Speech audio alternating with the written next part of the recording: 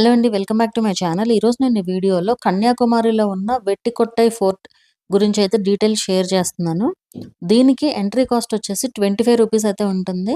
అలాగే వెహికల్‌కి అయితే గనక రూ. 50 అయితే ఉంటుంది.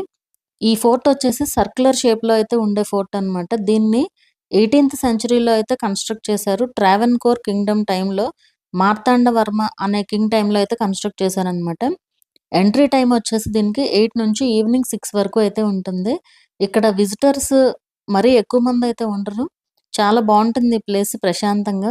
ఆఫ్టర్‌నూన్ టైమ్‌లో కంటే గూడా మార్నింగ్ గాని, ఈవినింగ్ కొంచెం చల్లబడిన తర్వాత వెళ్తే అయితే చాలా పీస్‌ఫుల్‌గా ఉంటుంది. ఇది కన్యాకుమారి టౌన్‌కి కొంచెం దూరంగా అయితే ఉంటదనమాట. ఒక 6 కిలోమీటర్స్‌లో అయితే ఉంటుంది. అందుకే ఎక్కువ మందయితే విజిట్ చేయరు. కానీ వ్యూ మాత్రం చాలా బావుంటుంది ఇక్కడి నుంచి. 6 కిలోమీటర్స్ అంటే తక్కువే గదా అనుకోవచ్చు. కానీ ఈ ప్లేస్ తప్ప మిగతావన్నీ గూడా వాకబుల్ డిస్టెన్స్‌లోనే ఉంటాయన్నమాట కన్యాకుమారిలో.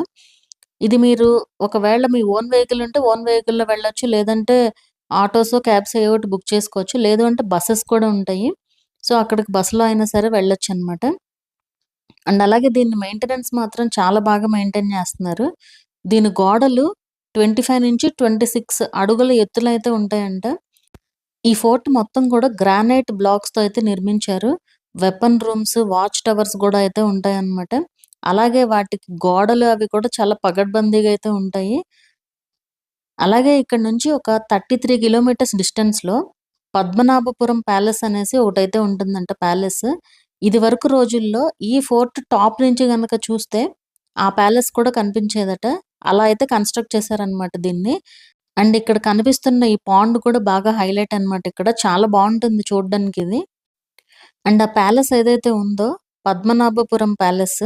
సో, ఇక్కడి నుంచి ఈ ఫోర్ట్ నుంచి ఆ ప్యాలెస్ వరకు ఒక 4 అడుగుల వెడల్పుగా ఉండే సీక్రెట్ ఒక సొరంగం అయితే తవ్వారట. ఇప్పుడైతే క్లోజ్ చేసేసారు దాన్ని. సో, అట్లయితే ఉండేదంట ఆ రోజుల్లో. ఇక్కడి నుంచి వ్యూ మాత్రం చాలా బావుంటుంది. ఆ సముద్రపు అలలు అవి అలా వినిపిస్తూ చాలా బావుంటదనమాట. ఎందుకంటే ఇది మొత్తం చుట్టూ ఏమి ఉండవు. చాలా ప్రశాంతంగా ఉంటుంది. సో, ఆ అలల సౌండ్ అనేది చాలా బాగా వినిపిస్తదనమాట. ఒకవేళ కన్యాకుమారి వెళ్తే మాత్రం ఈ ఫోర్ట్‌ని మాత్రం మిస్ అవ్వకండి. కొంచెం దూరంగా ఉన్నా గానీ, మనం వెళ్ళేది ఒకసారే గాబట్టి ఆ ప్లేసెస్ అన్నీ చూసేసొస్తే బావుంటుంది గదా! సో, ఒకసారి వెళ్తే మాత్రం ఖచ్చితంగా విజిట్ చేయండి ఈ ప్లేస్‌ని.